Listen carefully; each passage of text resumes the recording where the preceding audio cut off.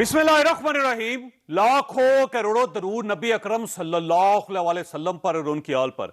इमरान खान ने एक बार फिर इस्लामाबाद को यरगमाल बनाने का ऐलान कर दिया। 1947 के बाद सबसे अहम फैसला कुन वक्त आज है कि हम अपनी हकीकी आज़ादी के लिए सारी कौम मुनज़्ज़म हो। मैं इंशाअल्लाह अपनी कौम को निकालूंगा, इस्लामाबाद अपनी कौम को लेके आऊंगा और पैगाम दूंगा जो अमेरिका ने ये अपने साजिश के तहत इन लोगों को बिठाया है, अमेरिका को भी, कि ये एक आजाद मुल्क है, ये किसी का पुतला नहीं है। अब सूरत इंतहाई दिलचस्प है। पीटीआई नए इलेक्शन के लिए एहतजाज कर रही है, लेकिन साथ ही इलेक्शन कमिश्नर नामंजूर के नारे भी लगा रही है और इनसे इस्तीफा भी मांग रही है। अब सवाल यह है, अगर इलेक्शन कमिश्नर मुस्ताफी हो जाते हैं तो फिर इलेक्शन कौन करवाएगा? क्या पीटीआई नए इलेक्शन कमिश्नर की तैनाती के लिए वज़ीर-ए-आज़म के साथ बैठ जाएगी? दूसरी तरफ मनसूबाबंदी की वजारत ने आज नई मर्दमशुमारी का हुक्म दे दिया। गोया इलेक्शन अब अगले साल ही होंगे। पीटीआई आखिर चाहती क्या है? हम आज के शो में यह भी डिस्कस करेंगे। और शेख रशीद ने भी खाना जंगी का अंदेशा जाहिर कर दिया। इस मुल्क को अगर खाना जंगी से बचाना है, खून रेजी से बचाना है, अपने एहतराम को बरकरार रखना है और इस पाकिस्तान में एक अमन का मसला चाहते हैं तो ये 30 मई से पहले इंतखाबात का ऐलान कर दें, वरना इमरान खान कॉल देगा और ऐसी कॉल होगी कि सारी कौम इस्लामाबाद होगी। इलेक्शन कमीशन के बाद प्रोटेस्ट किस बात का करते हो? अगर 8 साल बाद इलेक्शन कमीशन चले ही गए हो तो इमरान खान साहब वहां जवाब दें कि $70 लाख बैरूने मुल्क से फॉरेन फंडिंग के जरिए पाकिस्तान में आया है, वो किधर गया है? और इलेक्शन कमीशन को धमकियां दे रहे हैं कि इलेक्शन करवाएं।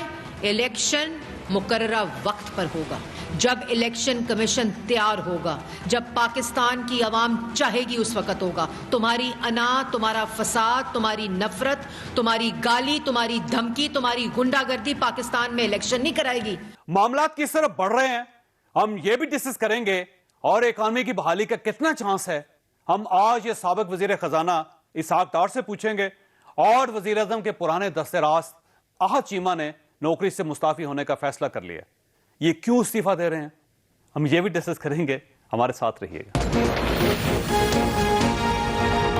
प्रोग्राम में दोबारा खुश आमदीद हमारे साथ फवाद चौधरी साहब है। चौधरी साहब, आपका बहुत बहुत शुक्रिया। ये फरमाइएगा, एक नई कंट्रोवर्सी डेवलप हो गई नए आर्मी चीफ की तैनाती के लिहाज से कि अब ज़ाहिर है अगर सिटिंग गवर्नमेंट कोई भी हो तो ये हक तो उसी का होता है कि वो नए आर्मी चीफ को तैनात करे। अगर ये नहीं करते तो फिर सोल्यूशन क्या है, अल्टरनेट क्या है?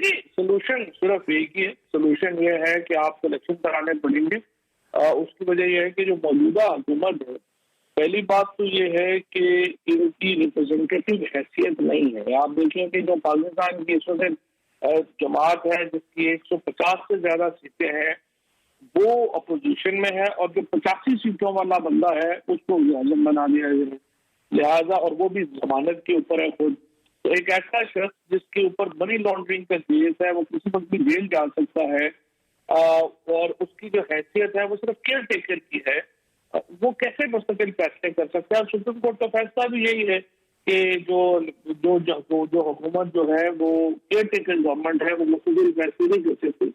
ये हुकूमत जो है ये बहरहाल अपने नेचर में मुस्तकिल हुकूमत नहीं है और जो आर्मी चीफ का फैसला है वो मुंतखब हुकूमत ने करना है। और फिर आप क्यों एक ऐसे आर्मी चीफ को शुरू में ही एक लीगल क्राइसिस का और लेजिटिमेसी का शिकार करना चाहते हैं, जो उसने एक इतनी बड़ी दुनिया की छठी बड़ी फौज की कमान संभाली है कि वो एक ऐसी हुकूमत लगाए जो बुनियादी तौर के ऊपर इम्पोर्टेड गवर्नमेंट है और जिसकी जो लेजिटिमेसी है वो मौजूद नहीं। अब मसला ये चौधरी साहब कि अगर ये प्राइम मिनिस्टर मियां शहबाज शरीफ साहब अगर नए आर्मी चीफ को तैनात करते हैं तो आप उस फैसले को चैलेंज करेंगे, सुप्रीम कोर्ट में जाएंगे, क्या करेंगे आप? नहीं, ये हुकूमत नहीं रहेगी उस वक्त तक। अभी तो आर्मी चीफ का मामला जो है वो दूर है। मुझे उम्मीद है उस वक्त से पहले नए इलेक्शन हो चुके होंगे और नई हुकूमत आ चुकी होगी। ये हुकूमत ज्यादा से ज्यादा 6 से 8 हफ्ते और हुकूमत होगी, या मे भी 10 हफ्ते पहले से ज्यादा ये हुकूमत नहीं होगी। नहीं सर, ये कैसे चली जाएगी गवर्नमेंट? क्योंकि जाहिर है एक आईनी और कानूनी गवर्नमेंट है, या तो इनकी अददी बर्तरी खत्म हो जाए, ये हो सकता है, या फिर आप समझते हैं कि आप जब लॉन्ग मार्च करेंगे तो ये गवर्नमेंट फारग हो जाएगी? इनकी अददी अक्सरियत भी नहीं है। 173 के ऊपर ये अभी खड़े हैं اور صرف 2 ممبران ایکسیلنٹ کے ساتھ ہے. یہ تو صرف اس وقت کا انتظار ہو رہا ہے کہ یہ جو لوگوں کی کیس ہے اس کا فیصلہ ہو جائے تو اس کے فوراً بعد انہیں اعتماد کا ووٹ دینا ہے, اور یہ اعتماد کا ووٹ بھی نہیں لے سکیں گے, پہلی بات. دوسری بات یہ ہے کہ جس قسم کی سچویشن پنجاب میں ہے اور جہاں پر بھی 130 لوگ جو ہے وہ ریزائن کر چکے ہیں, پنجاب اسمبلی ابھی مجھے نہیں لگتا کہ سسٹین کر سکے گی. تو جب 400-500 سیٹوں کے اوپر ویسی الیکشن ہونے, پاکستان کو ایک بہت بڑے سیاسی بحران کا شکار کر دیا گیا ہے جس کی نہ کوئی سر ہے نہ پیر ہے. یہ حکومت جو ہے کوئی بڑا اکنامک فیصلہ تو کر نہیں پا رہی ہے, انتظامی فیصلہ اتنا بڑا جو ہے وہ کیسے کرے گی؟ کیونکہ آپ دیکھیں گے اس وقت جو سچویشن ہے اس میں جو تیل کی قیمت بڑھانی ہے وہ کیوں نہیں بڑھا پا رہے؟ کہ ان کو پتہ ہے کہ باہر لوگ کھڑے ہیں. اتنی انسٹیبل گورنمنٹ روزانہ کی بنیاد کے اوپر نہیں چل سکتی. کتنی دیر اپنا بوجھ اٹھائیں گے؟ اپنے بوجھ کے تلے دب رہے ہیں اور صرف انتظار ہے کہ کس وقت ان کی پشت کے اوپر ایک دن کا زیادہ ہو جائے گا. ٹھیک. اب اگر چوہدری صاحب فرض کریں کہ یہ گورنمنٹ چلتی رہتی ہے اور نومبر آ جاتا ہے اور اس وقت نئے آرمی چیف کی تعیناتی کا ٹائم ہے, اور اگر وہ آپ کے پریشر میں آ کے نئے آرمی چیف کو تعینات نہیں کرتی تو پھر اس کا مطلب یہ ہو کہ جب تک نئی گورنمنٹ نہیں آتی پرانے آرمی چیف چلتے رہیں گے, تو یہ تو ایک ایڈاکزم سسٹم ہو گیا نا, ایڈاک سسٹم ہو گیا. تو آپ یہ چاہتے ہیں کہ فوج کے اندر بھی ایک ایڈاک سسٹم ہونا چاہیے؟ میں نے جس طرح آپ سے کیا کہ گورنمنٹ نہیں نومبر تک چل نہیں سکتی, نومبر سے بہت پہلے الیکشن کرانے تھے. اچھا, یہ فرمائیے کہ سر یہ جو آپ احتجاج کرنا چاہ رہے ہیں اس سے آپ حاصل کیا کرنا چاہتے ہیں؟ آپ کا الٹیمیٹ گول کیا ہے؟ Ultimate goal election. اس کی وجہ یہ ہے کہ پاکستان کے اندر جو الٹیمیٹ آربیٹر ہے پیپل آف پاکستان, اور پاکستان کے لوگوں کا حق ہے کہ وہ اپنی حکومت کو چنے, نہ کہ یہ کہ آپ ایک بین الاقوامی سازش کے نتیجے میں اور فیصلے جو ملک سے باہر ہوئے ہیں اس کے نتیجے میں پاکستان کے اوپر حکومت مسلط کرتے ہیں. تو لہٰذا الٹیمیٹ آربیٹر جو ہے وہ پیپل آف پاکستان ہے اور انہوں نے فیصلہ کرنا. ٹھیک ہو چوہدری صاحب, آپ کا بہت بہت شکریہ. آپ چھوٹی سی بریک لیں گے اور بریک کے بعد دوبارہ حاضر ہوتے ہیں. پروگرام میں دوبارہ خوش آمدید. ہمارے ساتھ اسحاق ڈار صاحب ہیں لندن سے, سابق وزیر خزانہ. ڈاکٹر صاحب آپ کا بہت بہت شکریہ. یہ فرمائیے کہ سر یہ ملک کی اکانومی کی صورتحال ہے کیا اور ہم اسے کم آؤٹ کیسے کر سکتے ہیں؟ جی بسم اللہ الرحمن الرحیم.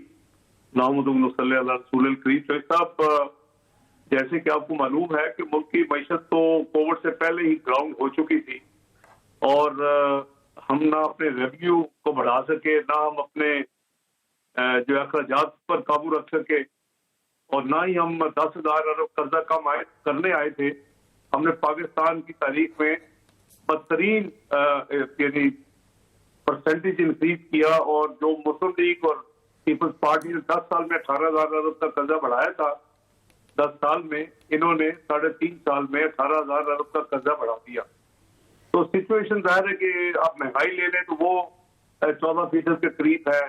آپ اپنی انفلیشن لے لیں, جو فوڈ کی ہے وہ ملک کے عوام اس کو برداشت نہیں کر پا رہے. ہر چیز کی قیمت جو ہے 3.5 سال میں دوگنی ہو چکی ہے. تو مہنگائی یہ ہے عام آدمی کے جو معاملات ہیں. بے روزگاری عروج پہ ہے, لوگوں کو روزگار نہیں مل رہا. غربت جو ہم نے 2 کروڑ لوگوں کو نکالا تھا, 2 کروڑ لوگ دوبارہ دھکیل دیے گئے ہیں.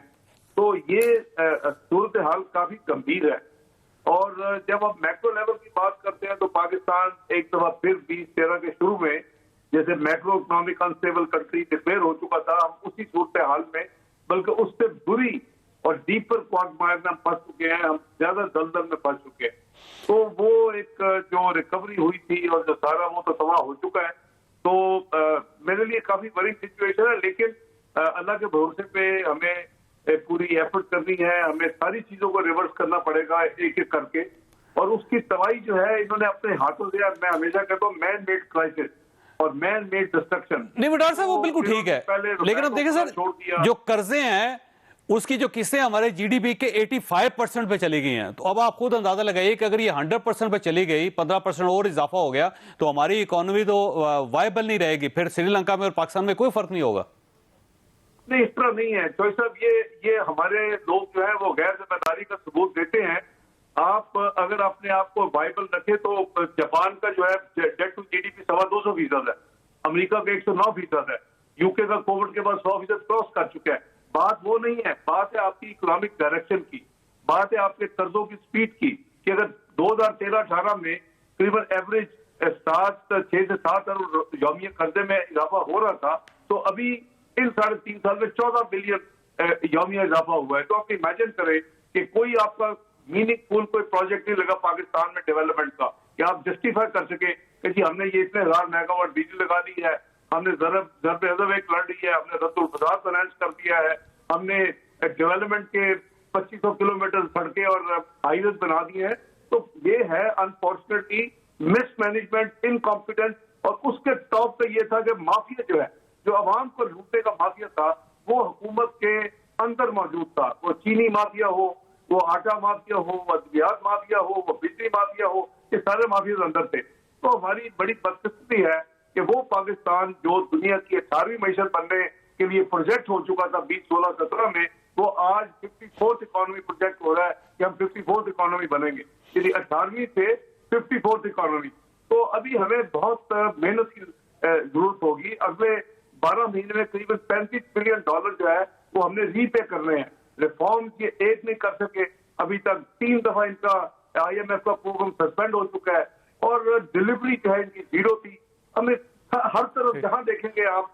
اچھا ویسے ڈاکٹر صاحب یہ فرمائیے گا کہ مجھے اچھی طرح یاد ہے کہ جب آپ نے ڈالر کو کنٹرول کیا تھا تو آپ کے اوپر اعتراض کیا جاتا تھا، بلکہ آپ کا مذاق اڑایا جاتا تھا اور آپ کو اسحاق ڈالر کہا جاتا تھا اس وقت، جبکہ اب وقت نے ثابت کیا کہ آپ بالکل ٹھیک تھے اور اگر ہم ڈالر کو کنٹرول کر لیتے تو آج پاکستان کی یہ صورتحال نہ ہوتی. یہ فرمائیے گا اب اگر آپ کو موقع دیا جائے یا آپ کی گورنمنٹ آ چکی تو آپ ڈالر کو نیچے لا سکتے ہیں؟ چوہی صاحب بالکل ڈالر جو ہے وہ میرے نزدیک روپیہ جو ہے اس کو بے قدر کر دیا گیا ہے. ہم سب کو پتا ہے. میں اس ایشو کے اوپر میں نے 1998 میں جب پاکستان میں معاشی پابندیاں لگی تھی بین الاقوامی پاکستان کے خلاف، اس وقت ہم نے اس کو فیس کیا تھا. اور آپ کو یاد ہوگا کہ 69 پہ ڈالر چلا گیا تھا، 52 پہ واپس آیا تھا. اسی طرح 2013 میں بھی آپ نے دیکھا کہ جو حالات تھے معیشت کے وہ یعنی آنن فانن بڑی جلدی 111 روپے پہ چلا گیا تھا. لیکن آپ کو اپنے جو ڈائریکشن ہے اکنامک ڈائریکشن اور جن چیزوں کو آپ نے ٹھیک کرنا ہے وہ ٹھیک کریں گے تو آپ کی روپے کی اسٹیبلٹی بھی بہتر ہوگی.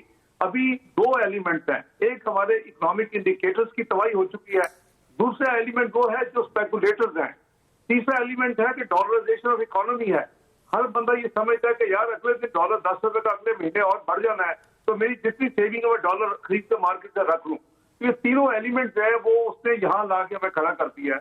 میں ہمیشہ ایکسپلین کرتا تھا اور آج نام لیے بغیر آپ بھی ان کو جانتے ہیں. مجھے چند دن پہلے ان کا فون آیا.